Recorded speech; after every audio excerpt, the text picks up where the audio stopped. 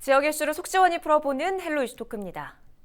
부천시가 전국 최초로 CCTV를 활용한 지능형 역학 시스템 구축 사업을 추진합니다. 사람의 얼굴을 인식하는 안면인식 CCTV를 분석해서 개개인의 동선 파악 시스템을 구축하고 감염병에 신속하고 효율적으로 대응하겠다는 취지인데요. 한마디로 CCTV로 확진자 동선을 빠르게 추적해서 신속한 역학 조사를 할 수 있다는 겁니다.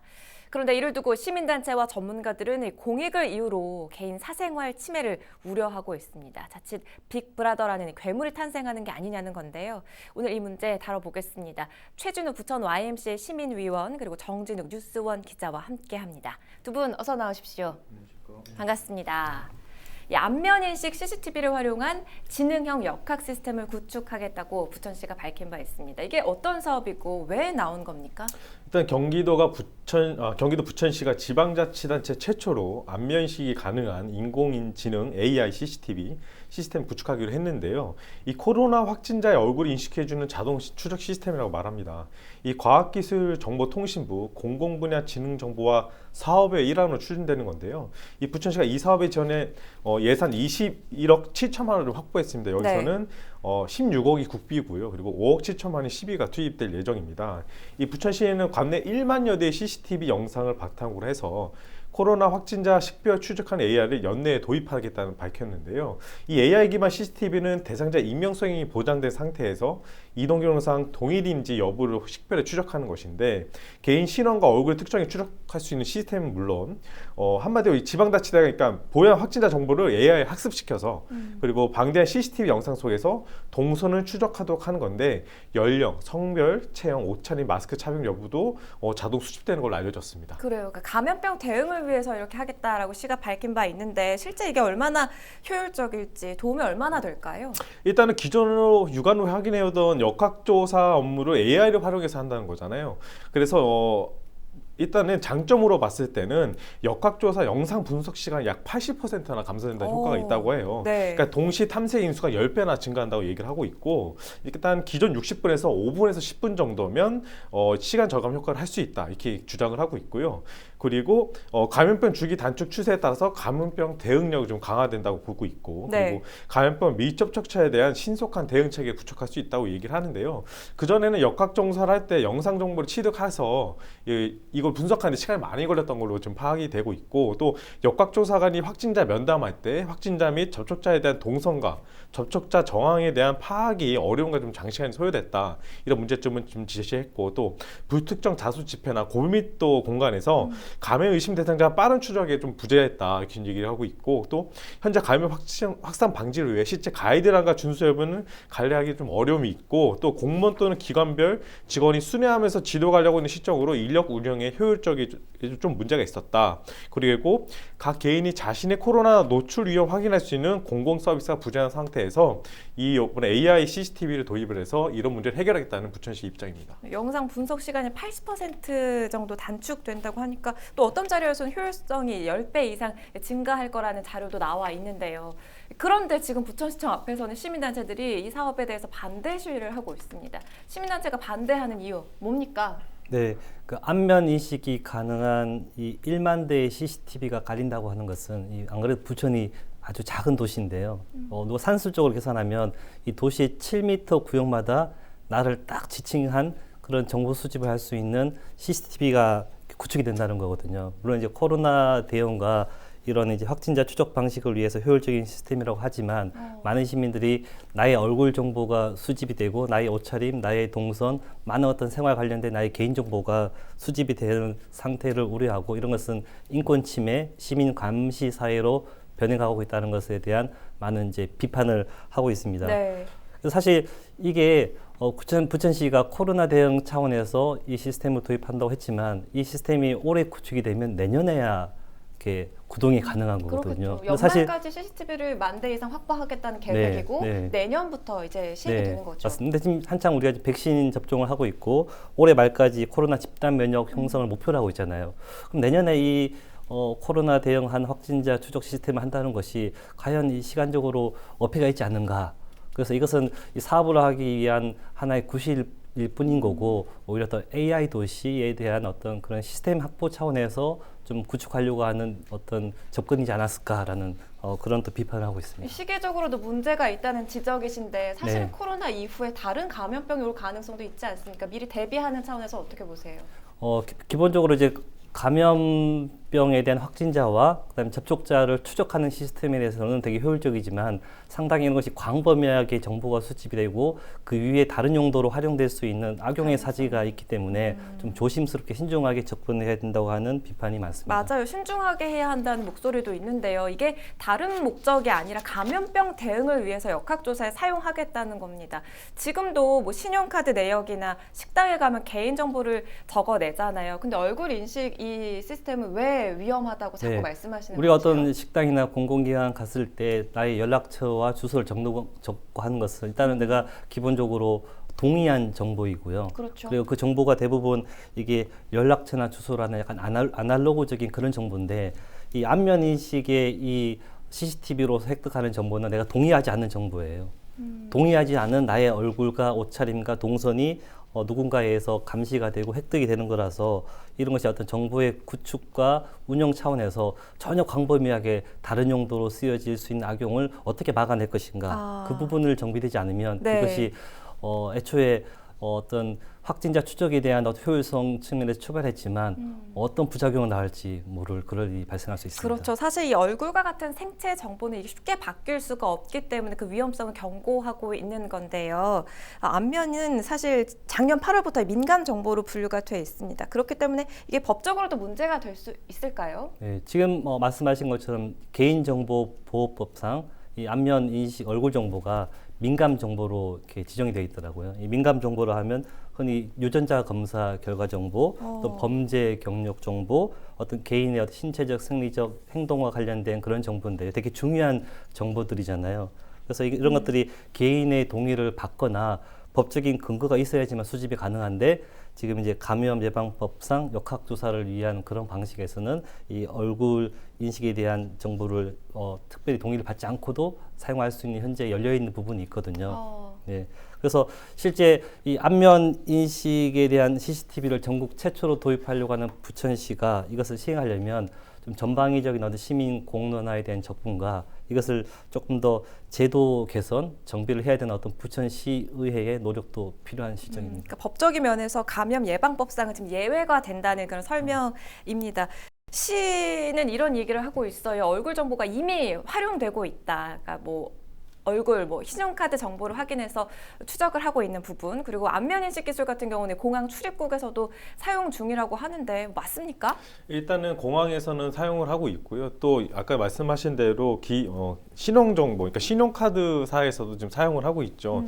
2019년도에 이미 2019년도에는 이미 금융위원회가 이 부분, 그러니까 얼굴만 간편하게 결제한 안면인식 결제 서비스를 이미 허용한 부분이 있어요. 그리고 신한은행 같은 경우는 신한페이, 페이스페이라고 해서 이렇게 무인으로 결제하기도 하고 요즘은 CU 이런 편의점에서도 얼굴 안면인식을 먼저 해서 안면인식을 통해서 무인으로 결제되게 하는 시스템인데요.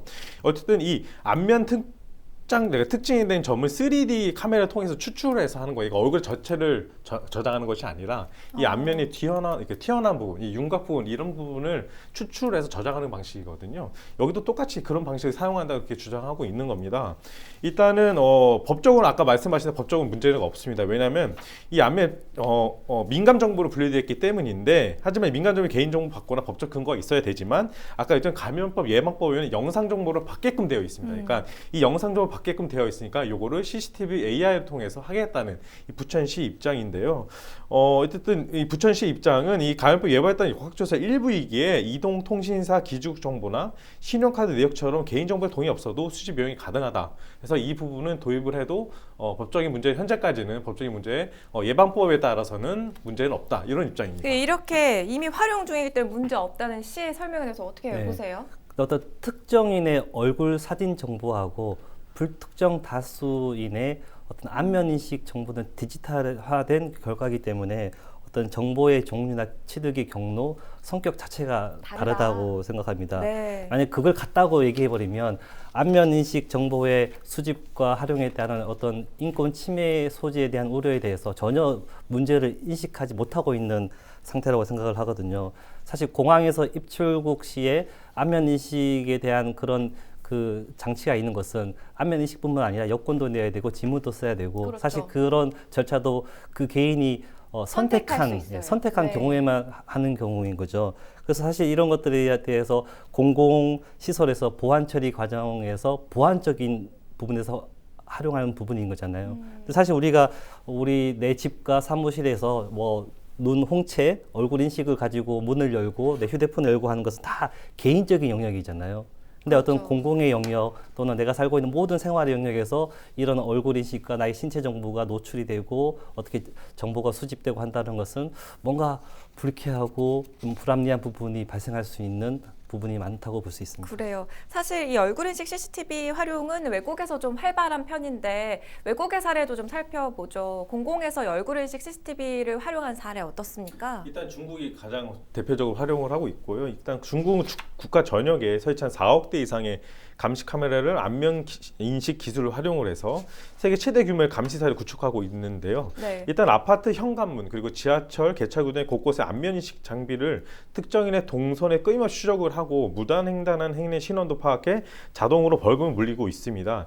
2018년도에서는 중국 장치성에서 열린 홍콩 스타 또 장쉐이의 콘서트장에서 이 출입구에 설치된 안면 인식 카메라가 관중 5만 명 가운데 경제범죄 수배 중 한 남성을 정확하게 찝어낸 사례도 있었어요. 그래서 고안이 체포하는 경우가 있었는데 중국을 대표하는 AI 스타트업 기업들은 인종에 상관없이 0.2초 안에 98%에서 99%의 정확도로 움직인 사람의 신분을 확인하는 고도의 기술을 좀 갖추고 있는 상태입니다. 그래서 중국이 이런 기술을 가지고 또 한편으로는 신장 위구르 지역의 소수민족 감시와 또 홍콩 시위대 등 신원을 파악했다는 비판을 좀 받고 있어요. 근데 부천시 의견은 좀 달라요. 왜냐하면 중국의 경우 안면 시스템이 도입돼서 인권 침해 소지가 있지만 현재 부천시가 도입하려는 시스템은 허가된, 그러니까 역학조사만이 사용이 가능하고 이 시스템으로는 개인이 특정할 수 없게 시스템을 구현할 예정이다. 이렇게 밝혔습니다.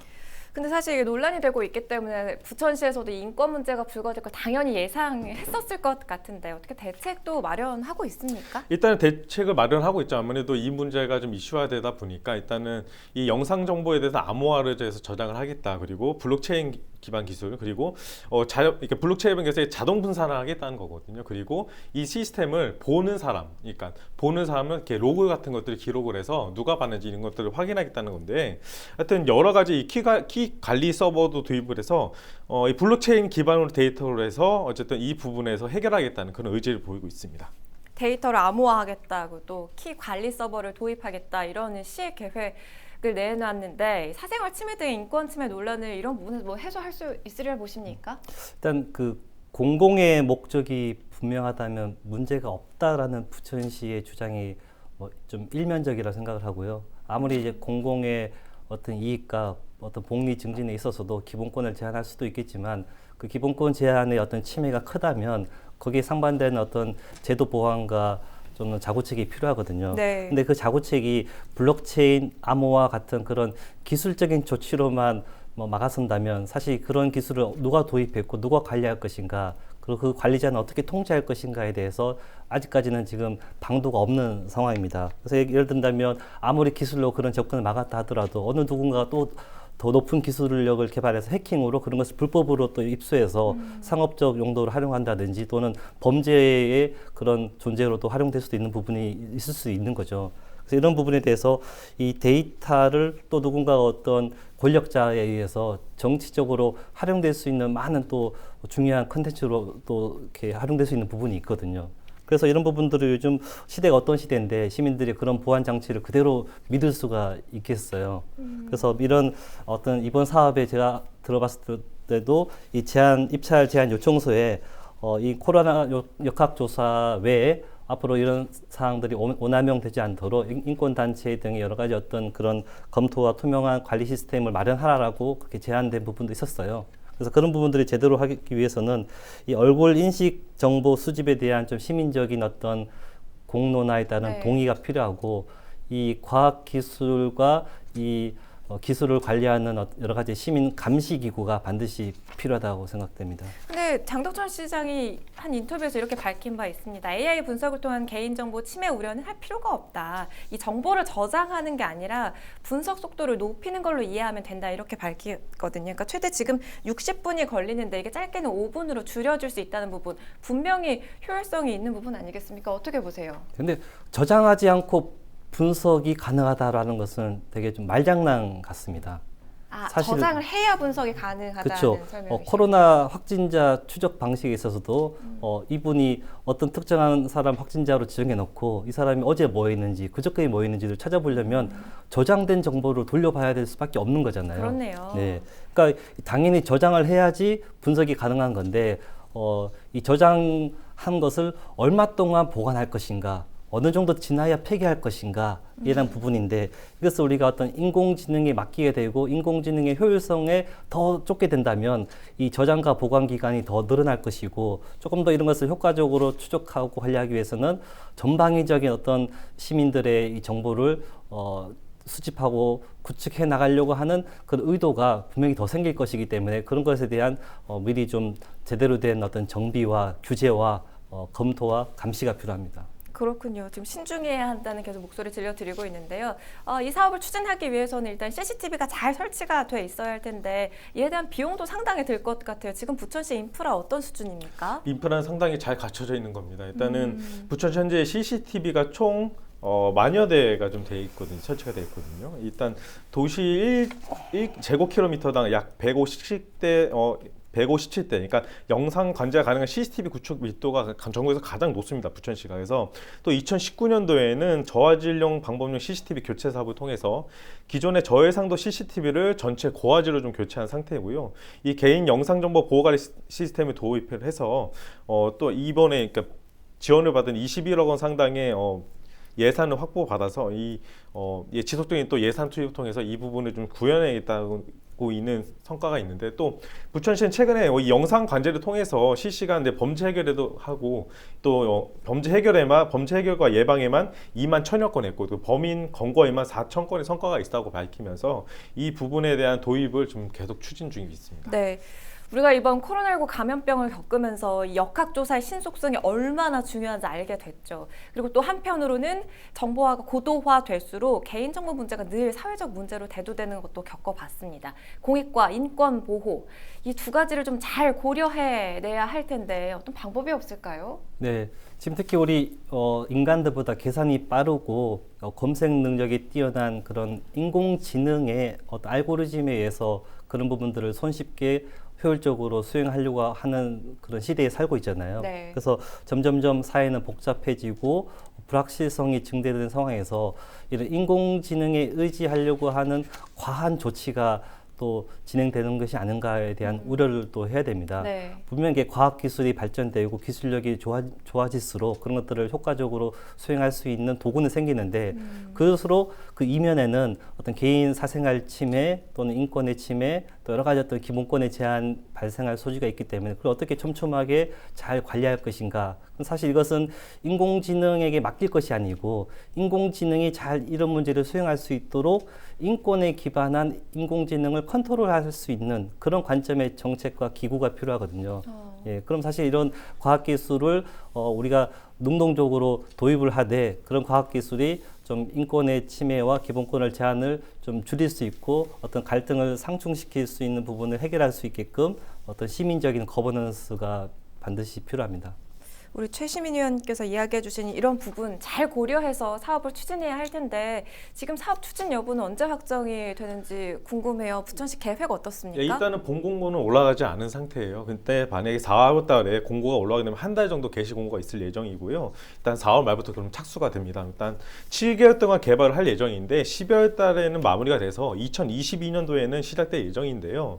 일단은 운영할 때 안면인식은 제외한다고는 해요. 왜냐하면 현재 시민사회에서 반발도 심하고 일단 논란이 있기 때문에 이 여부는 어제죠. 16일 개인정보위원회에서 미팅을 했고 그렇게 그러니까 얼굴 인식은 빼고 실행하는 걸로 이렇게 결정이 됐고요. 그렇군요. 일단은 기술 도입은 가능하지만 만약에 그동안의 법 체계가 정비되면 언제든지 도입할 수 있다고 부천시는 밝혔습니다. 그렇군요.